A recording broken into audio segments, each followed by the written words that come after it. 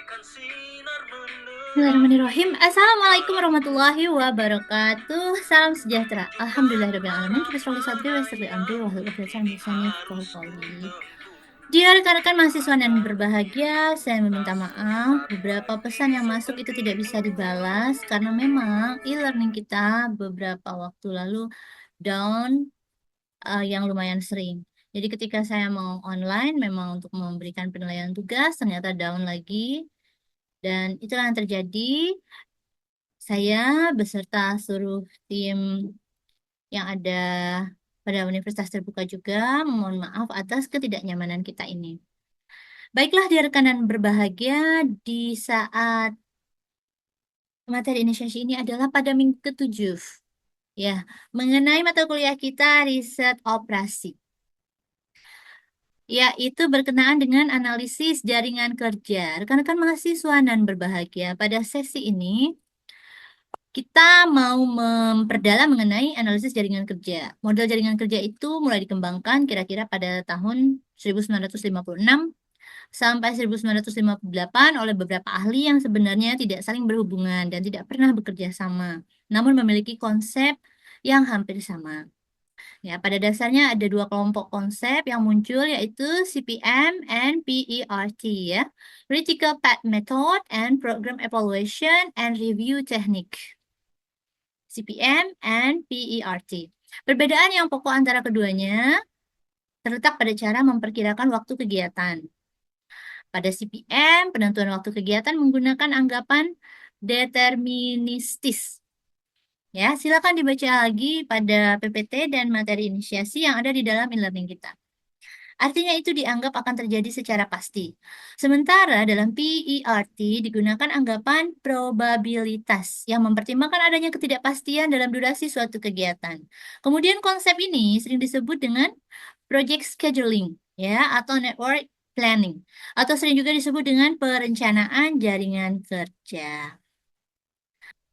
Setelah mempelajari modul di minggu ke-7 ini, rekan-rekan mahasiswa diharapkan dapat menerapkan cara merencanakan dan mengadakan pengawasan pelaksanaan suatu proyek dengan bantuan analisis jaringan kerja. Beberapa hal yang bisa kita ingat dalam materi PPT yang ada di bahan ajar e-learning yaitu yang pertama, ketika pembuatan jaringan kerja. Ada diagram network ya atau diagram jaringan kerja, itu diagram yang menunjukkan hubungan antara kegiatan satu dengan kegiatan lainnya dalam satu proyek. Diagram jaringan kerja itu dibagi menjadi dua komponen utama yaitu activity ya, aktivitasnya dan kejadian atau event. Kemudian sebagai contoh, kegiatan dalam menambal ban dapat digambarkan dalam diagram network dengan berbagai kegiatan yang mendahuluinya atau mengikuti kegiatan lainnya. Nah, contoh tersebut menunjukkan bagaimana kegiatan menambal ban dalam tidak dapat dimulai sebelum mencari kebocoran. Itu salah satu contoh implementasinya yang hanya bisa dilakukan setelah melepas ban dari velgnya. Kemudian yang kedua, ketentuan dalam menyusun jaringan kerja. Kita perhatikan ketentuannya sebelum suatu kejadian dimulai, semua kegiatan yang mendahulunya mesti selesai.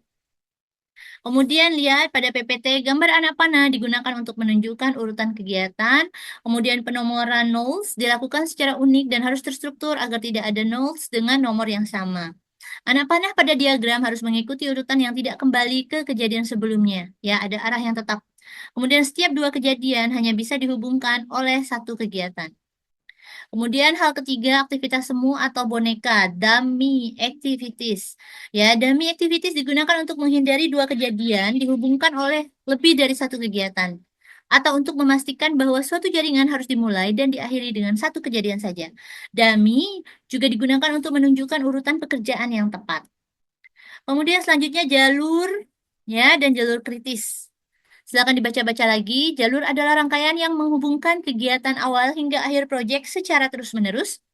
Jalur kritis merupakan jalur dengan total waktu penyelesaian terpanjang yang tidak boleh mengalami penundaan karena akan memengaruhi seluruh proyek.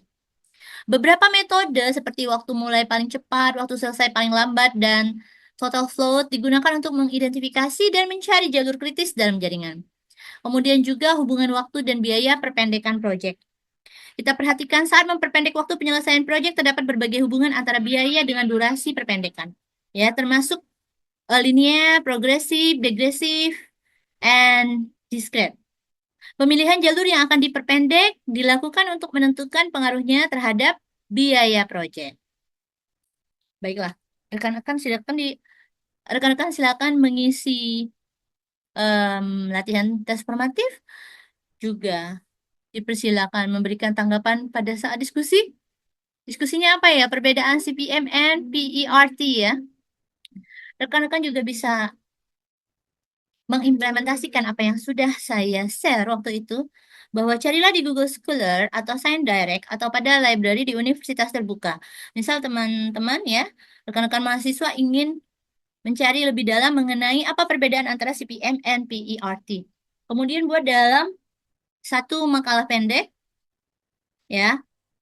Selain jawaban rekan-rekan itu di dalam diskusi atau mengisi tanggapan dalam e-learning kita, rekan-rekan bikin juga Microsoft Words-nya.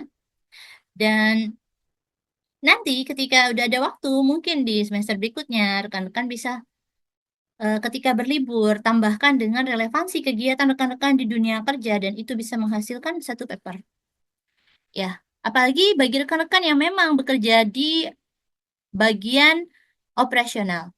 Ya, CPM and PERT ini salah satu perbedaan contohnya itu kalau CPM cocok untuk proyek konstruksi dan manufacture dengan durasi yang bisa diestimasi akurat. Sedangkan PERT itu cocok untuk proyek dengan ketidakpastiannya tinggi, seperti research and development, ya, division R&D. Kemudian dalam durasi aktivitas juga, rekan-rekan bisa cari keywords-nya. Keywords-nya itu di Google Scholar juga, cari differentiation CPM and PERT. Ya, kalau CPM itu menggunakan durasi tunggal untuk setiap aktivitasnya, sedangkan PERT menggunakan 3 perkiraan waktu, optimis, pesimis, dan waktu yang paling mungkin. Kemudian juga tujuannya juga ada beda. Kemudian apa lagi tadi tipe proyeknya beda, dan juga penggunaan sumber dayanya. Dalam hal CPM itu menggunakan manajemen sumber daya dan biaya, sedangkan PERT itu fokus pada analisis waktunya.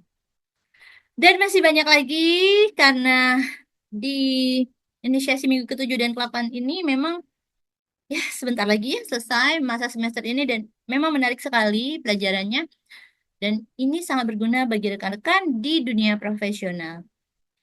Sementara itu, apabila terdapat ketidakpuasan dalam melihat nilai tugas, silakan perbaiki pada sesi tugas 3. Apabila terlambat memasukkan atau mensubmit tugas 1 dan tugas 2 yang lalu, karena seingat saya sudah ada ditambahkan waktu ya pada saat tugas 1 ketika e-learningnya sering down, sudah ada ditambahkan tanggal, itu saya ingat. Tapi untuk tugas 2 saya kurang tahu, belum ada informasi lagi. Sementara itu, apabila rekan-rekan memang terlambat untuk mensubmit tugas, kita tutor atau dosen pengampunya tidak bisa berbuat apa-apa, tidak bisa menerima tugas rekan-rekan yang dikirimkan melalui email atau melalui pesan di e-learning. Karena memang begitu aturan mainnya. Memang begitu aturan mainnya, kita terhubung dalam satu sistem e-learning yang semua tanggapan diskusi serta tugas terekod di dalamnya.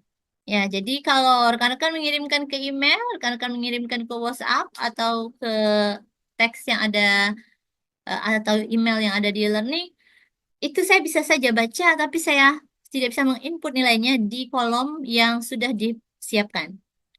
Baiklah rekan-rekan dan berbahagia, tetaplah jaga kesehatan, jaga stamina, semoga lancar segala urusan, apalagi yang memiliki goal untuk menyelesaikan laporan akhir tahun pada sudah memasuki masa November-Desember akhir tahun 2024.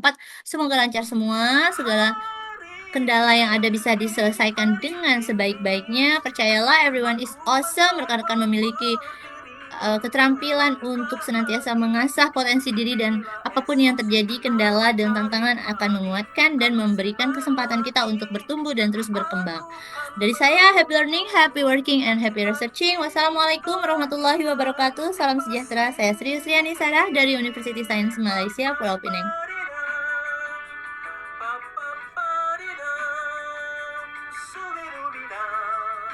Thank you.